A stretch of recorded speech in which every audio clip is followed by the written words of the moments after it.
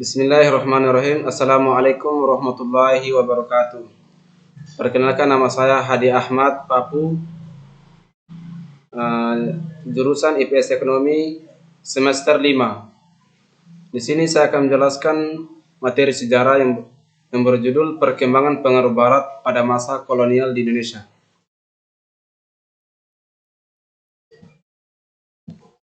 Ini mana penjelajahan samudra oleh bangsa Eropa, seperti yang ada di gambar. Sejak abad ke-5, bangsa Eropa sudah mengenal rempah-rempah yang berasal dari Indonesia.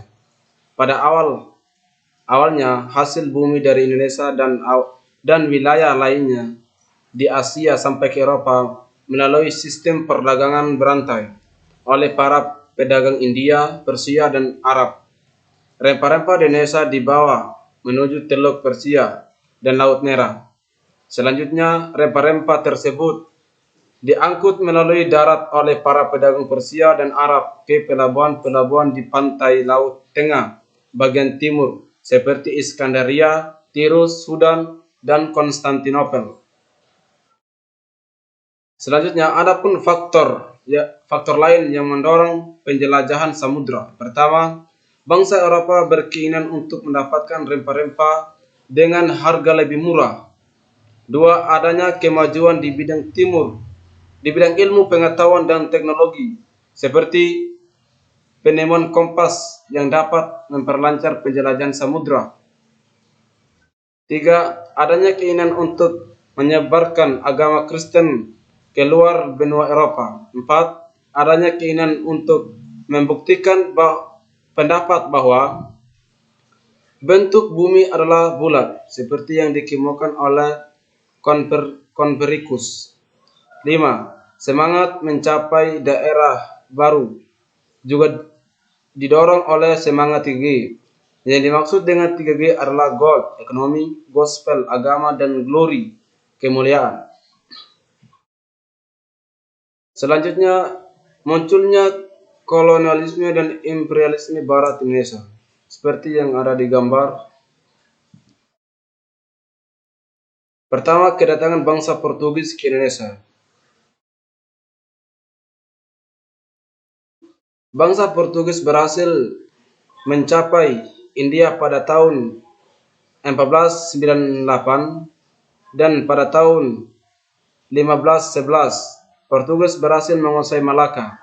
Pada tahun 1512 Alfonso de Albuquerque mengirimkan beberapa buah kapal ke Maluku. Awalnya masyarakat Maluku menyambut baik kedatangan Portugis dengan tujuan agar Portugis dapat membeli rempah-rempah dan membantu masyarakat Maluku menghadapi musuh-musuhnya. Yang selanjutnya, kedatangan bangsa Spanyol ke Indonesia. Bangsa Spanyol yang tergabung dalam kapal ekspedisi Magalhães Delcano tiba pertama kali di Tidore pada tahun 1521 untuk menyelesaikan sengketa di Maluku tersebut. Portugis dan Spanyol menempuh jalur perundingan yang dilaksanakan di Saragossa, Spanyol pada tahun 1529.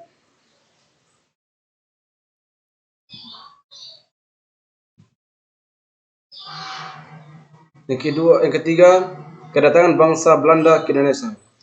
Belanda datang pertama kali ke Indonesia pada tahun 1596 di bawah pimpinan Cornelis de Houtman dan berhasil mendarat di pelabuhan Banten.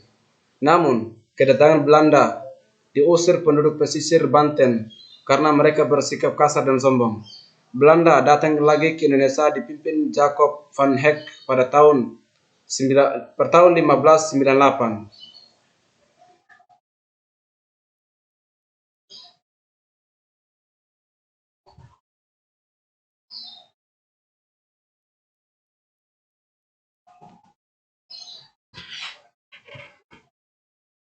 Selanjutnya, perluasan kolonialisme dan imperialisme Barat Indonesia.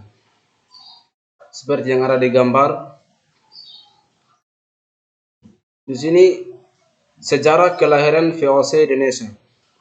VOC atau Verenigde Oostindische Compagnie atau Perserikatan Perusahaan Hindia Timur atau Perusahaan Hindia Timur Belanda atau VOC yang didirikan pada tanggal 20 Maret 1602 adalah perusahaan Belanda yang memiliki monopoli untuk aktivitas perdagangan di Asia.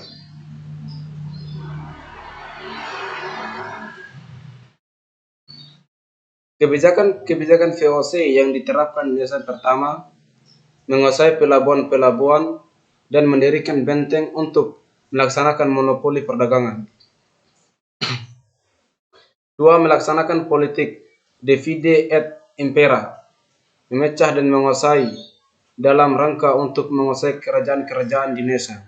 Ketiga, untuk mempererat kedudukannya, perlu mengangkat seorang gubernur jenderal. Keempat, melaksanakan sepenuhnya hak otori yang diberikan pemerintah Belanda.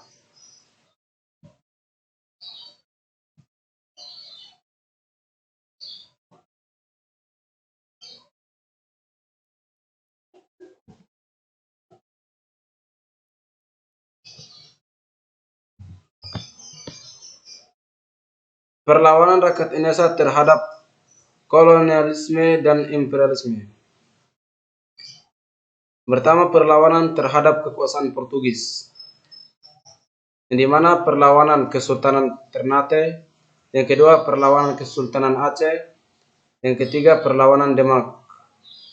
Kedua, perlawanan terhadap VOC, Kesultanan Mataram, Kesultanan Goa. Yang ketiga, perlawanan rakyat Indonesia terhadap kekuasaan Belanda, yaitu perlawanan di Maluku. Pengaruh Sumpah Pemuda bagi bangsa Indonesia dulu dan sekarang, yang dimana kita bisa melihat pada gambar tersebut antara perbedaan pengaruh Sumpah Pemuda yang dulu dan sekarang.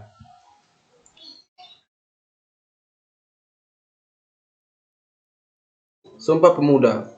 Sumpah Pemuda menjadi salah satu peristiwa penting yang terjadi di Indonesia, di mana di dalam makna ikrar Sumpah Pemuda yang dihasilkan mengandung dan meneguhkan semangat dalam mewujudkan cita-cita bangsa Indonesia.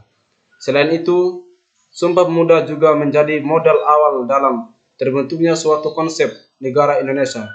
Sumpah Pemuda sendiri merupakan peristiwa yang terjadi pada tanggal 27 hingga 28 Oktober 1928 di Jakarta, di mana di dalam peristiwa ini terdapat suatu aksi pembacaan sebuah ikrar oleh para pemuda yang bergabung menjadi satu dari seluruh wilayah Indonesia. Peristiwa ini sendiri diawali dengan adanya persatuan dari organisasi-organisasi kekaderan di Indonesia menjadi satu kesatuan dengan tujuan yang sama. Pengaruh Sumpah Pemuda sebagai salah satu peristiwa yang terjadi di Indonesia, terutama dalam catatan sejarah kemerdekaan Indonesia. Pastinya Sumpah Pemuda juga memberikan beberapa pengaruh penting bagi bangsa Indonesia, baik di masa lalu maupun di masa sekarang. Beberapa peran Sumpah Pemuda bagi bangsa Indonesia di masa lalu atau masa perjuangan diantaranya: mengkokohkan keinginan dan cita-cita untuk menjadikan Indonesia sebagai bangsa dan negara yang bebas dan merdeka. Menyatukan pemuda-pemuda dari seluruh pelosok Indonesia menjadi satu kesatuan tanpa membedakan latar belakang maupun status kesukuan dan kedaerahan masing-masing. Selanjutnya adalah makna Sumpah Pemuda, di mana makna Sumpah Pemuda tersebut adalah Sumpah Pemuda adalah salah satu tongkat sejarah yang penting bagi bangsa Indonesia. Seperti kita telah ketahui, ada 3 butir penting Sumpah Pemuda, yaitu bertanah air satu, berbangsa satu, dan berbahasa satu. 3 hal ini merupakan faktor penting bagi negara kita.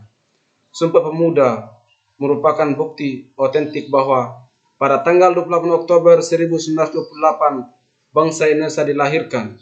Proses kelahiran bangsa Indonesia ini merupakan buah dari perjuangan rakyat yang selama ratusan tahun tertindas di bawah kekuasaan kaum